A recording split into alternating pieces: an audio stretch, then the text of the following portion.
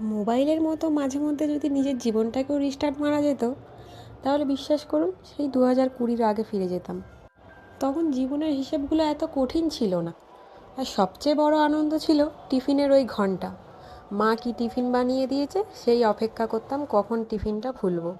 তারপর সব বন্ধুরা ভাগাভাগি কাড়াকাড়ি করে টিফিনটা পুরো সাবার করে দেওয়া। বেশিরভাগ দিন আমার টিফিনে এই আলু চাউমিনই থাকতো। এখন অনেক রকম নতুনত্ব চাউমিন শিখলেও মাকে দেখতাম ঠিক এইভাবেই বানাতো। তাই আমিও আজকে ওইভাবেই বানালাম। প্রথমেই চাউমিনগুলো সেদ্ধ করে নিয়েছি। এরপর সরু সরু করে আলু কেটে সেগুলো কড়াই দিয়ে তার মধ্যে নুন আর হলুদ দিয়ে একটু ভেজে নিয়েছি। তারপরেই দিয়েছি পেঁয়াজ, কাঁচা লঙ্কা আর টমেটো।